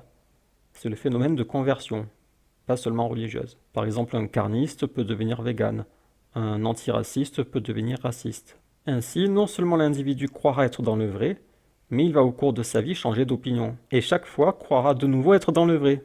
Cette fois le vrai de chez vrai. Donc là on remarque qu'il y a un vrai problème. Parce que c'est pas un problème anodin, c'est vraiment un sérieux problème. Parce que ton cerveau te pointe une direction, il te dit c'est le vrai. Pendant ce temps chez quelqu'un d'autre ça pointe dans une autre direction et ça lui fait croire que c'est le vrai. Et parfois vous changez d'avis et vous vous dites cette fois je suis dans le vrai. Et plus tard vous changez encore d'avis, bon cette fois c'est le vrai de chez vrai. Et peut-être à 60 ans tu vas encore changer d'avis, bon cette fois c'est le vrai de chez vrai, de chez vrai, de chez vrai. Et chaque personne est soumise à ce problème de dérèglement des boussoles. Que peut-on en déduire ? Le dérèglement des boussoles montre que le cerveau seul est défaillant. Quelque chose lui fait défaut et l'empêche d'accéder à la vérité dans certains domaines. C'est comme s'il y avait des interférences. La vérité est brouillée. Ou comme s'il manquait le champ magnétique pour guider la boussole. On a des boussoles, mais on n'a pas le champ magnétique pour les diriger. Récapitulatif. Nous avons vu jusque-là, en avant-propos, que l'irrationnel peut être accessible par une fuite. En partie 1, les débats ne font pas surgir la vérité. Partie 2, chacun se crée sa réalité parallèle. Partie 3, mon cerveau est mon ennemi. Partie 4, on a vu le problème de dérèglement des boussoles. Partie 5, une démarche rationnelle. Nous avons vu que la question de la rationalité du croyant n'était pas si intéressante que cela, car rationalité n'est pas synonyme de vrai, car cela dépendra de la définition de rationnel. Une question bien plus intéressante est sur la nature de la démarche. On ne se pose plus la question sur l'individu, mais sur sa démarche. Posons donc la véritable question de la séance. Là, ça commence à être sérieux. Les croyants ont-ils une démarche irrationnelle? Au départ, c'était les croyants sont-ils irrationnels, mais là, on parle de leur démarche. Et c'est ça qui est plus intéressant. C'est à cette question qu'il est intéressant de répondre. Car croire en de l'irrationnel n'est pas nécessairement irrationnel. Par contre, avoir une démarche irrationnelle, c'est bien plus problématique. Une démarche irrationnelle signifie que la personne raisonne de façon illogique, insensée. Il est comparable au fou, dont les raisonnements ne sont pas valides. La croyance en l'irrationnel ne conduit pas nécessairement au faux. Mais la démarche irrationnelle conduit nécessairement au faux, sauf coup de chance. Quelqu'un qui a une démarche irrationnelle, il ne va pas tomber sur le vrai, sauf s'il a eu un coup de chance. Donc il est plus intéressant de s'intéresser à la démarche. Le croyant croit en de l'irrationnel. Mais sa démarche est-elle irrationnelle? Nous répondons à cette question, non. Prendre le Coran comme guide n'est pas une démarche irrationnelle. Explication. Alors jusque-là, vous vous demandez peut-être où Basile veut-il en venir. Il parle un peu de tout, ça part dans tous les sens, mais en réalité, il était en train de disposer ses pions sur l'échiquier. Depuis le départ, il a développé son jeu, il a placé ses pièces, et maintenant il va y avoir un échec et mat. Il y a un mat forcé. Explication. En quoi suivre le Coran n'est pas irrationnel. Nous avons vu en partie 2, que chacun se crée sa réalité parallèle. Et ils imaginent ce qu'il va leur arriver après la mort. La différence entre certaines réalités et celles des musulmans, c'est que ces derniers n'ont pas créé leur réalité. Ils ne font que suivre le livre. Les autres, quel est leur livre? Ont-ils au moins un livre? Sourate 37, verset 157. Apportez donc votre livre si vous êtes véridique. Le musulman est rationnel dans la mesure où il suit tout simplement le livre. Il n'invente rien de son imaginaire, il suit ce qui est écrit. Est-ce que ce qui est écrit est fiable? S'il est croyant, alors il croit que c'est la révélation du Créateur. Et alors oui, cette parole est plus que fiable, elle est la plus fiable possible. Donc il est en train de suivre la chose la plus fiable. Pour le non-croyant, cette parole n'est pas fiable car inventée, mais la question est de savoir si la démarche du croyant est rationnelle, pas de savoir si le Coran est vrai. On n'est pas en train de dire que le Coran est vrai, on est en train de s'intéresser à la démarche.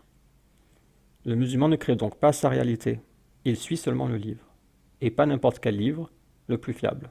Nous avons vu en avant-propos que l'irrationnel peut provenir d'une fuite. Or, le Coran est une fuite. Sourate 38, verset 29. Un livre béni que nous t'avons révélé, fait descendre, afin qu'il médite sur ces versets, preuve, et que se rappellent ceux qui comprennent. Le Coran est une fuite qui a été révélée. C'était caché, et ça a été révélé, ou ça a été fait descendre depuis un endroit inaccessible. Nous sommes bien dans le cas d'une fuite.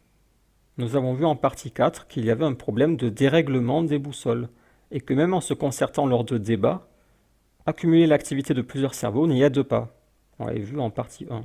Il se trouve que le Coran remédie à cette défaillance du cerveau. Sans Coran, donc on avait vu la vérité est brouillée, absence de champ magnétique, tout est déréglé, ça part dans tous les sens, ça fait que bouger, et avec le Coran, tout se règle. Le Coran donne les réponses aux questions auxquelles le cerveau ne pouvait pas répondre seul. La vérité n'est plus brouillée. Le Coran agit comme un champ magnétique, comme un guide. Sourate 10, verset 57. Ô gens, une exhortation vous est venue de votre Seigneur, et une guérison pour ce qui est dans les poitrines, et un guide et une miséricorde pour les croyants. Sourate 45, verset 20. Ceci est une clarté pour les gens et un guide et miséricorde pour un peuple certain. Si tu es certain que le Coran est véridique, ça va régler toutes les boussoles et ça va éclaircir ce qui était brouillé. La clarté qui supprime le brouillard et le guide qui agit comme champ magnétique. Sourate 2, verset 2, c'est le livre sur lequel il n'y a pas de doute, un guide pour les pieux. Le musulman a une démarche rationnelle dans la mesure où il n'invente rien. Il ne fait que suivre un livre auquel il croit, pour des raisons qui lui sont propres. Ça, c'est propre à chacun. Ce livre est irrationnel, mais étant donné qu'il provient d'une fuite, c'est logique. Le musulman règle ainsi ses boussoles avec le Coran comme guide, puis il l'applique à la lettre car il est logique d'obéir à son Créateur. Il n'y a rien d'irrationnel dans cette démarche. La seule irrationalité est dans le contenu du livre, mais il n'est pas irrationnel de croire en de l'irrationnel. Alors pour la suite, Basile m'a demandé de faire à la main. Il nous propose 2 analogies. La première avec les nombres complexes. Les nombres que vous connaissez, ils s'appellent nombres réels. L'analogie, c'est avec le monde visible. Et les mathématiciens, ils ont dit, dans leurs calculs mathématiques, ils ont dit, en fait, ces nombres ne nous suffisent pas, et il faudrait aller au-delà de la droite des nombres réels. Ici, il y a 0, 1, 2, 3, 4, 5, il y a les nombres à virgule, etc. Mais ils ont dit qu'il faudrait dépasser et sortir de cette droite. Et donc, ils ont imaginé les nombres qu'ils ont appelés les nombres imaginaires. Ils se trouvent sur cette droite, et en cumulant réel avec imaginaire, on peut atteindre ces zones. On peut atteindre tout le plan. Et les points qui appartiennent à ce plan, ils les appellent les nombres complexes. Et ça les aide dans leurs calculs. Et donc vous avez compris avec l'analogie que ces nombres complexes, c'est le monde invisible. Et tout comme un mathématicien n'est pas irrationnel quand dans le monde mathématique, il invoque ces nombres complexes, dans la réalité, un humain n'est pas forcément irrationnel lorsqu'il invoque un monde invisible. Étant donné que ce monde est en dehors du monde visible, il est logique de ne pas le voir et de ne pas y avoir accès. Mais on peut déduire son existence. Et le croyant, il peut déduire l'existence du monde invisible grâce à une fuite. Il peut te dire, il y a eu une fuite, et c'est comme ça que j'ai appris l'existence du monde invisible.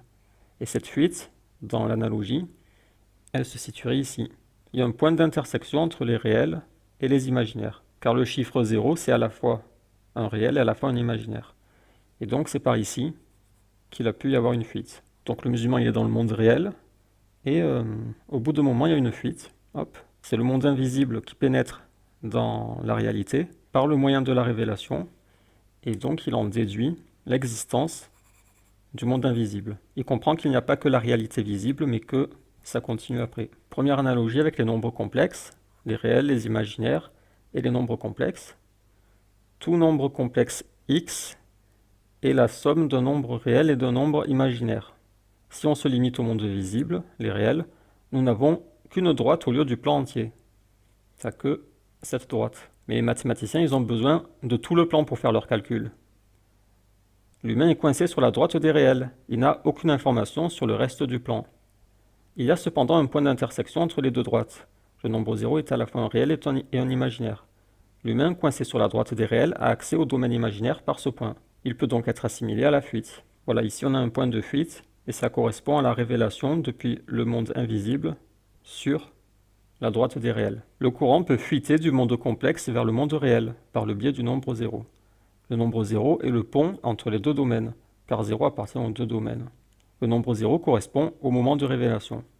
Le courant se trouvait déjà sur une tablette dans le monde complexe, puis lors de la révélation, il prend forme dans la réalité. Sourate 85, versets 21 et 22, mais c'est plutôt un courant glorieux sur une tablette préservée. Avant d'être révélé, le Coran se trouvait sur ce qui est appelé une tablette, la tablette gardée. On est dans le monde complexe, tu as la tablette, sur la tablette il y a le Coran sous une certaine forme, et par le biais de la révélation, en passant par le point d'intersection entre les deux mondes, le Coran est révélé sous forme réelle. Il intègre la réalité, il devient matériel. Sourate 22, verset 70, « Ne sais-tu pas qu'Allah sait ce qu'il y a dans le ciel et sur la terre ? Certes, cela est dans un livre. » C'est la tablette, ça. Sur la tablette, il y a tout écrit. Certes, cela est pour Allah facile. Mais si quelqu'un contestait l'analogie et disait que les nombres imaginaires sont justement imaginaires, ils n'existent pas. Nous répondons, s'ils n'existent pas, pourquoi les enseigne-t-on aux lycéens ? D'ailleurs, si l'on demandait à un lycéen si ces nombres existent, il serait bien embarrassé. Et pourquoi ces nombres qui n'existent pas sont-ils utilisés en sciences ? Les scientifiques font donc des calculs avec des nombres qui n'existent pas, en faisant comme s'ils existaient ? Seraient-ce les amis imaginaires des scientifiques ? Ça, c'est la réponse attendue des scientifiques. On les utilise parce qu'ils sont utiles, mais ils n'existent pas. Ils ne sont qu'un outil. Donc ils ont inventé un outil qui n'existe pas pour les aider dans leurs calculs. Étrange comment des nombres qui n'existent pas puissent être inclus dans des calculs qui existent et s'avérer si utiles dans le monde réel physique. Mais soit. La question fait cependant débat. Sur la page Wikipédia des nombres complexes, l'efficience et le pouvoir prédictif physique des fonctions de structure fait dire à Marc Lachiaiserie que l'usage des nombres complexes dépasse le simple artifice de calcul et donne aux nombres complexes un degré de réalité physique comparable à celui des nombres réels. Donc c'est une question en débat. Certes, ils sont appelés imaginaires, certes on les a imaginés, mais il s'avère que leur pouvoir prédictif peut laisser penser que ces nombres qui ont été imaginés, en fait ils existent. Ils auraient un degré de réalité physique, comme les nombres réels. Mais peu importe, on va dire qu'ils n'existent pas, et on passe à la deuxième analogie. On change de feuille et cette fois on reste dans les réels. On n'est plus avec les imaginaires, on reste dans les réels qu'on représente dans ce carré. Et parmi les réels, il y en a qu'on va appeler les nombres compréhensibles. C'est des nombres qui sont logiques, qu'on peut comprendre. Par exemple 0, 1, 2, jusqu'à l'infini. Ce sont des nombres compréhensibles. Basile, il a parlé de pommes. Il a dit les nombres compréhensibles, on peut les comprendre en termes de pommes. Une pomme, deux pommes. Et on peut aussi couper les pommes. Si je la coupe en deux, ça va donner 0,5. Donc il y a les nombres entiers qui sont compréhensibles.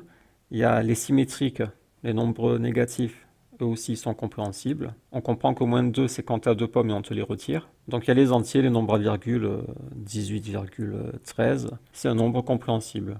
C'est 1813 divisé par 100 par exemple. Après, il y a un autre type de nombre, c'est ceux qui après la virgule ne s'arrêtent pas. Vous connaissez un tiers. Un tiers, c'est 0,3333 et ça ne s'arrête jamais. Tu as un schéma ici c'est 3, et il est répété à l'infini. Ce nombre, il est toujours compréhensible. On comprend que c'est 1 divisé par 3. Tu coupes ta pomme en 3. Pareil, 0,111 infini, c'est 1 divisé par 9. Et en fait, c'est les nombres qui s'arrêtent, on pourrait ajouter des zéros à l'infini après. Là aussi, je peux mettre des zéros. Après le 2 aussi, je mets 2,00 infini. Donc tous ces nombres ont un point commun, c'est qu'ils ont un schéma qui va se répéter à l'infini. Après, ce schéma, ça peut être plus qu'un chiffre. Par exemple, 1 divisé par 7. Combien de fois 7 il y a dans 1? 0. Virgule. Combien de fois 7 dans 10? 1. Je retiens 3. Combien de fois 7 dans 30? 4. 7 fois 4, 28. Je retiens 2. Combien de 7 dans 20? 2. Je retiens 6. Combien de fois 7 dans 6? 7 fois 8, 56. Je retiens 4. Combien de fois 7 dans 40? 7 fois 5, 35. Je retiens 5. Combien de fois 7 dans 50? 7 fois 7, 49. Je retiens 1. Combien de fois 7 dans 10? 1. Et après, on comprend que les retenues vont être similaires et le schéma va se répéter. Donc là, on a ce schéma qui va se répéter à l'infini. Et peu importe la division que tu feras, il y aura toujours un schéma qui va se répéter à l'infini. Et tout nombre qui a un schéma qui se répète à l'infini, on le comprend parce qu'on peut l'écrire comme une division. Expérience, je vais fabriquer un nombre au hasard. 0,663. 0,663. Et je le répète à l'infini. Ce nombre, il est compréhensible. Par exemple, 663 divisé par 999. Maintenant, imaginez qu'il existe des nombres fous, qui soient incompréhensibles, qui ne soient pas le résultat d'une division. Déjà, il faudrait que ce chiffre continue jusqu'à l'infini, parce que s'il s'arrête, ça voudra dire qu'après il y a des zéros, et il sera très facile de l'écrire comme une division. Donc ces nombres fous, il faut qu'ils partent à l'infini, et il ne faut surtout pas qu'il y ait deux schémas répétitifs, parce que sinon ce sera facile de l'écrire comme une division, et il deviendra compréhensible. 0,3, 0,35, avec 35 qui se répètent, c'est facile, c'est 35 divisé par 99. Donc on cherche des nombres fous, qui partent à l'infini, qui ne s'arrêtent jamais, et qui n'aient pas de schéma qui se répète à l'infini. Ce seraient des nombres imprévisibles. Il y a une infinité de chiffres, mais à chaque fois c'est différent. Et ces nombres fous existent, vous en connaissez au moins un. On peut en trouver par exemple de façon géométrique. Si je fais un rond, je dis le milieu il est ici, je trace un trait, je dis le trait de là à là fait 1. Et alors si on calcule le contour du cercle, ça va donner pi. Et pi, c'est un nombre fou. C'est 3,141,5,9,2. Et ça part à l'infini. Jamais ça s'arrêtera. Et jamais il n'y aura de schéma répétitif. Dans toute division, il y a un schéma répétitif à l'infini. Mais dans pi, il n'y a pas de schéma répétitif infini. Ça changera toujours. Et ça ne s'arrêtera jamais. Et c'est la deuxième catégorie de nombres. C'est les nombres incompréhensibles. C'est des nombres fous qui sont imprévisibles. À aucun moment, tu peux deviner ce qui va se passer après. Un autre exemple, je monte de 1. Je vais à droite de 1. La distance entre ces deux points, c'est un nombre fou encore. C'est 1,4142 et ça part à l'infini et ça change tout le temps. Donc parmi les réels, tu as les nombres compréhensibles et incompréhensibles. Et ce qui est intéressant, c'est que les mathématiciens appellent ces nombres les nombres rationnels. Et ils appellent cela les nombres irrationnels. Et là, ça nous rappelle notre schéma. Ici, on a la raison, les limites de la rationalité, et au-delà de ces limites, on a l'irrationnel. Dans le monde mathématique, c'est pareil, tu as les rationnels et les irrationnels. Et les mathématiciens disent les réels, le monde mathématique réel est composé des rationnels et des irrationnels. Les mathématiciens disent dans le monde mathématique, l'irrationnel existe. Donc première analogie avec les nombres complexes, on a dit il y a les réels, monde visible, mais on devine qu'au-delà du réel, il y a le monde invisible.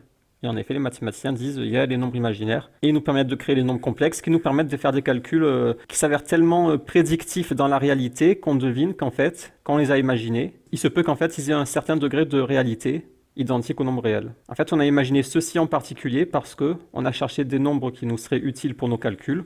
On est tombé sur eux et il se trouvait qu'ils existaient. Première analogie, mais si elle est rejetée, alors deuxième analogie, on reste dans les réels, on n'est plus dans les imaginaires. Et dans les réels, les mathématiciens disent il y a le rationnel et l'irrationnel. Les deux existent et font partie de la réalité. On revient sur la séance, donc on vient de voir cette deuxième analogie avec les nombres irrationnels. Donc tout ça on l'a expliqué, c'est les pommes. Tous ces nombres sont compréhensibles, logiques, rationnels. Il existe cependant, toujours parmi les réels, des nombres qui sont incompréhensibles, comme pi. Il est appelé irrationnel. Les nombres irrationnels existent. Ils font partie de la réalité mathématique. La réalité mathématique est donc composée de nombres rationnels et irrationnels. Voilà, c'est notre schéma. De la même façon, notre réalité ne se limite pas forcément à ce qui est rationnel. Elle peut comporter de l'irrationnel, inaccessible à notre raison. La quête de la réalité est vaine, elle est un mirage. Les limites sont trop nombreuses pour pouvoir accéder au réel depuis notre condition d'humain. Et quand notre condition nous empêche d'accéder à une chose, on délègue cette tâche à la personne la plus compétente, comme l'enfant qui demande à papa et maman, comme l'élève qui demande au professeur, comme le patient qui demande au docteur. Ce comportement est rationnel. Le musulman qui se fie à la parole de son créateur a un comportement rationnel. Il n'a fait que se fier à l'autorité qu'il estime la plus fiable. Tu es coincé là dans ta condition d'humain, tu comprends que tu as des limites et donc il faut demander à quelqu'un. Tu peux demander à papa ou maman, sauf que papa et maman sont coincés avec toi. Tu peux demander au professeur, mais le professeur lui aussi il est coincé avec toi. Tu peux demander au docteur, mais il va te dire moi aussi je suis coincé avec toi. Étant donné que tu vois tes limites, c'est un comportement rationnel de demander de l'aide à quelqu'un qui est au-delà des limites. Sauf que tous les êtres humains sont coincés avec toi. Et dans ce cas-là, se fier à la parole de son créateur, c'est un comportement rationnel. Puisqu'il dépasse ce cadre et englobe tout, puisqu'il a tout créé, c'est ce qu'il y a de plus fiable. Donc on vient de voir que le croyant a une démarche rationnelle. Pourquoi ? Parce que sa démarche, c'est « je comprends qu'en tant qu'être humain, je suis très limité. Je devine par intuition, par réflexion ou par analogie que la réalité ne peut pas s'arrêter pile poil aux limites de mon cerveau, et donc au-delà de mon cerveau, il existe de l'irrationnel. Cet irrationnel ne m'est pas accessible, sauf en cas de fuite. Et là, il y a le Coran qui a été révélé. Est-ce que ce livre est véridique ou pas ? Et là, chacun aura sa propre réponse. Certains ne croiront pas à ce livre, d'autres, ils vont y croire. Le musulman, lui, il y croit. Donc il va l'interpréter comme une fuite qui a pénétré le monde visible. Et ce qu'il va faire, toujours dans une démarche rationnelle, c'est de dire, c'est la parole du Créateur, c'est la parole qui fait le plus autorité, c'est la parole la plus fiable, c'est ce qui m'est le plus bénéfique, il y a une récompense qui m'est promise, et donc je vais le suivre à la lettre. Je prends ça comme un manuel d'instruction et je le suis à la lettre, page par page. Donc vous voyez que chaque étape de cette démarche est rationnelle. Il y a juste l'étape de la foi, mais ça c'est pas une question de rationalité ou d'irrationalité, c'est propre à chacun. Chacun aura ses raisons personnelles d'y croire ou de ne pas y croire. On peut trouver ça irrationnel d'y croire, mais la démarche, elle est de A à Z rationnelle. Et je m'appuie sur quelque chose de très solide. C'est ultra solide, car si c'est véridique, alors c'est la parole, les instructions du créateur de l'univers et de la vie, et donc tu peux pas faire plus solide que ça. C'est du béton armé. Après le débat j'y crois pas, c'est autre chose, on n'est plus dans la démarche là, on est dans le débat. Mais en ce qui concerne la démarche, c'est tout à fait rationnel. Et là il va se passer quelque chose d'assez inquiétant. Les musulmans s'appuient sur du béton armé. D'accord. Mais les athées, sur quoi s'appuient-ils ? Et là, les choses se renversent, parce que ce sur quoi s'appuie l'athée, c'est ça. Pour construire sa vision du monde, l'athée s'appuie sur cet organe, qui qui est bridé, biaisé, trompeur, défaillant, parasite, qui lui fait voir des choses qui n'existent pas, qui lui cache des choses qui existent, qui lui fait croire en des raisonnements faux, en cachant les vices dans les raisonnements pour essayer de le tromper, Des maladies mentales. qui lui impose des idées qu'il n'a pas, qui le force à faire des choses qu'il ne voudrait pas faire, qui l'empêche de faire des choses qu'il voudrait faire, Les moutons marchent en troupeau, les lions marchent seuls. qui est malléable, manipulable, qui lui fait croire en un monde imaginaire chaque nuit, qui provoque le problème de dérèglement des boussoles, C'est vrai. qui passe son temps à essayer de le tromper, de le trahir, Je prends ton numéro, je t'enverrai un message. et qui, comme on l'a vu, est son ennemi. L'athée, dans sa démarche, va s'appuyer sur la chose la moins fiable au monde. La question n'est pas de savoir s'il est fiable, on sait qu'il n'est pas fiable. Il a été prouvé qu'il n'est pas fiable. Il est rempli de biais, il est bridé, il est trompeur, manipulateur, parasite. Quelle est la démarche rationnelle entre se fier à la chose la plus solide et se fier à la chose la moins solide? Est-ce que le croyant délaisse pour autant sa raison? Non. Il garde sa raison, mais il l'applique sur le Coran. Il n'utilise pas seulement son cerveau et son cœur, qu'il applique sur une chose solide. L'athée, lui, n'a pas la révélation, il a juste son cerveau qu'il applique sur lui-même. Il pense pouvoir avoir une vision du monde juste en s'appuyant seulement sur son cerveau, dont la faillibilité n'est pas à démontrer, mais est notoire. C'était la partie 6, une démarche irrationnelle. Après la démarche rationnelle du croyant, la démarche irrationnelle de l'athée. Alors que le musulman suit le Coran via une démarche rationnelle, l'athée, lui, rejette par principe toute irrationalité et se construit une vision du monde sur sa seule rationalité. Il finira par croire en la véracité de sa propre vision du monde qu'il a obtenue par le biais de sa rationalité. Il a tout construit avec son cerveau, comme un grand. Or, on a vu dans la partie 3 que mon cerveau est mon ennemi. Il a demandé à son ennemi de lui fournir la vision du monde à laquelle il doit croire. L'athée a ainsi construit sa vision du monde sur un organe qui lui cache des choses qui existent, qui lui fait voir des choses qui n'existent pas, qui lui fait croire en des raisonnements faux, qui lui cache les vices dans ses raisonnements, qui est perméable aux manipulations extérieures, qui lui impose des idées qu'il n'a pas, qui le force à faire des choses qu'il ne veut pas faire, qui l'empêche de faire des choses qu'il voudrait faire, qui lui fait croire chaque nuit en un monde imaginaire, qui provoque le problème de dérèglement des boussoles, qui même cumulé à d'autres cerveaux ne fait qu'empirer la situation, qui passe son temps à le tromper, à le trahir. En bref, c'est un organe bridé, biaisé, parasite, trompeur, défaillant, comme on l'a vu. C'est l'organe le moins fiable au monde. S'il a une mission dans sa vie, induire son propriétaire en erreur. Il faut bien comprendre ça, c'est que si ce mec a une mission, c'est de te tromper, de te trahir. Toute la journée, toute la nuit, tout ce qu'il essaie de faire, c'est de t'induire en erreur. Il n'arrête pas. Ça ne veut pas dire qu'il est à délaisser, mais ça veut dire qu'il est à encadrer, structurer. Et c'est là qu'on a vu que le Coran agissait comme un champ magnétique et il fournit un cadre à l'action de la rationalité. Prendre cet organe comme seule base pour construire sa vision du monde est une démarche irrationnelle. La liste que nous avons dressée n'est pas théorique, elle est véridique. Il est reconnu et admis que le cerveau est à ce point défaillant et trompeur. Ce n'est pas un sujet de débat, mais une vérité établie. Cet organe, bridé, biaisé, parasite, trompeur, défaillant, il est irrationnel de croire qu'il soit capable de faire accéder à la vérité en dehors des domaines précis dans lesquels il a prouvé son efficacité, le domaine technique, technologique. Il y a des domaines où il a certes prouvé son efficacité. Il y en a d'autres où il a prouvé son inefficacité.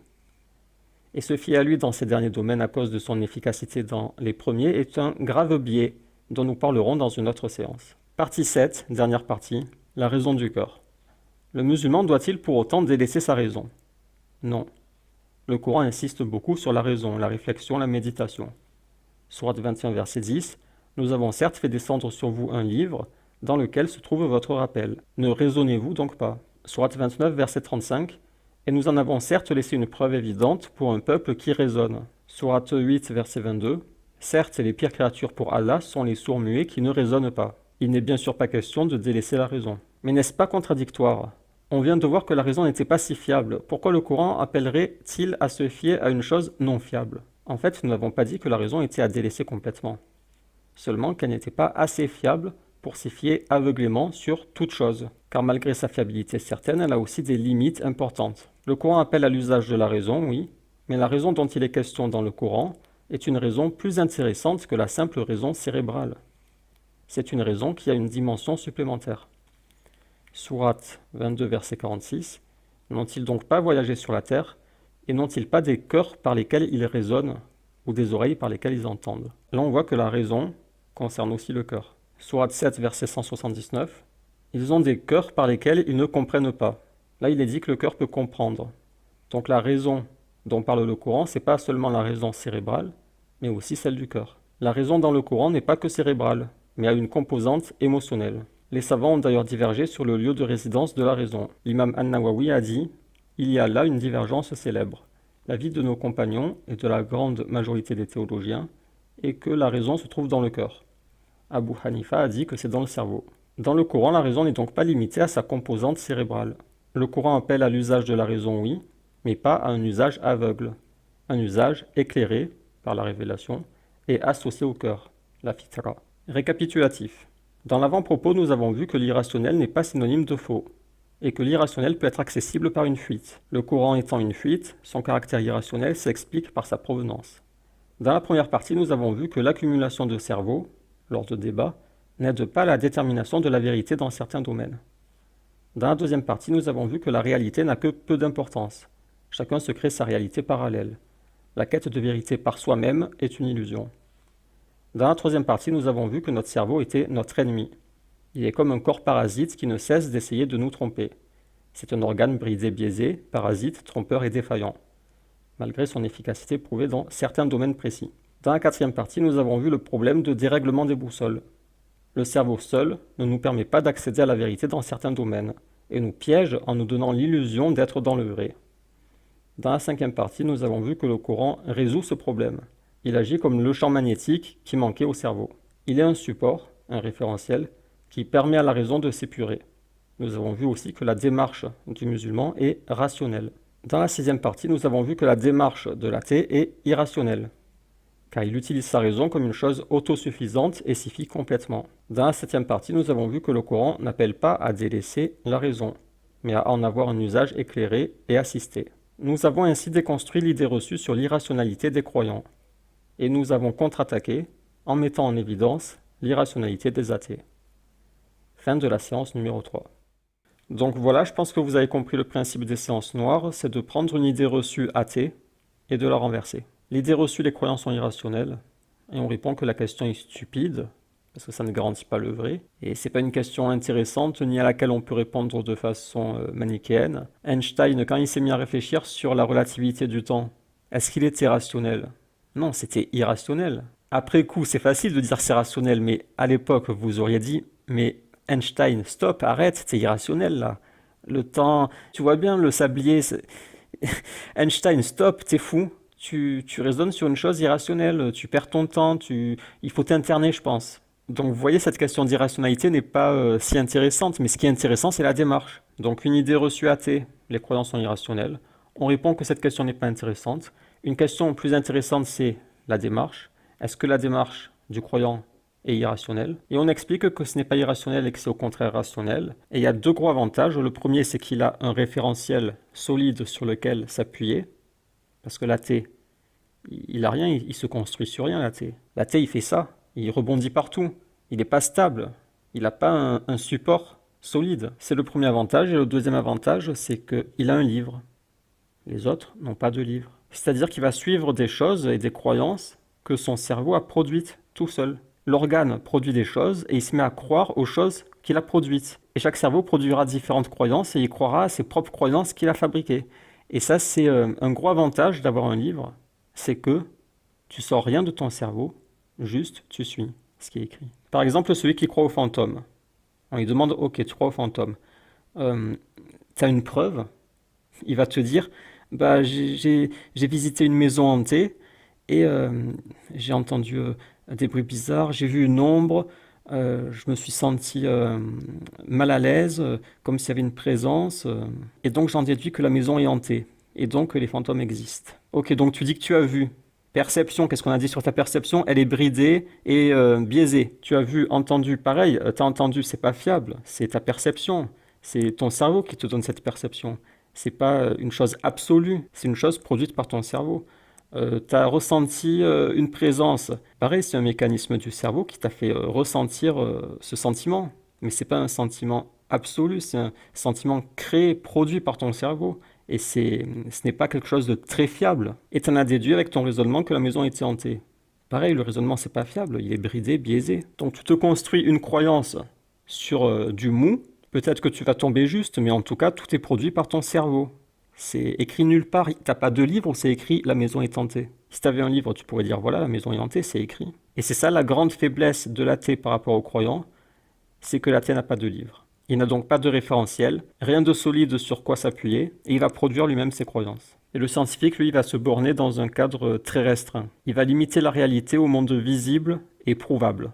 Il ne dépassera jamais, parce qu'il a décidé de se borner. Mais on verra ça dans une autre séance noire. On parlera aussi de la maison hantée dans une autre séance noire. Conclusion, les croyances sont-ils irrationnelles? On s'en fiche, peu importe. C'est une question vague et inintéressante. Par contre, ils ont une démarche rationnelle. Et ce n'est pas aux croyants de justifier la rationalité de leur démarche, c'est aux athées de justifier en quoi est-il rationnel de ne se fier qu'à cet organe. Et le sous-titre, c'était « Ceux qui croient en l'invisible ». Ça, c'est dans la sourate 2. Ceci est un livre sur lequel il n'y a pas de doute. Un guide pour les pieux. Ceux qui croient dans l'invisible et qui établissent la prière et qui dépensent ce qu'on leur a donné. Ceux qui croient en ce qu'on t'a révélé et ce qu'on a révélé avant toi. Et dans l'au-delà, ont la certitude. Si tu n'as pas la certitude, si tu as un doute sur le livre, ça peut plus être une guidée puisque c'est plus assez solide. Mais une fois que tu as la certitude, ça devient un guide, champ magnétique, et ça devient une base très solide sur laquelle tu peux appliquer ta raison. En résumé, le croyant a une démarche rationnelle car il prend comme fondement la chose la plus solide. S'il a la certitude, ça devient une chose solide. Et l'athée a une démarche irrationnelle car son fondement, c'est la chose la moins solide. Donc rendez-vous pour les prochaines séances. Je vous rassure, elles seront moins longues. Elles étaient particulièrement longues, mais les prochaines seront plutôt courtes.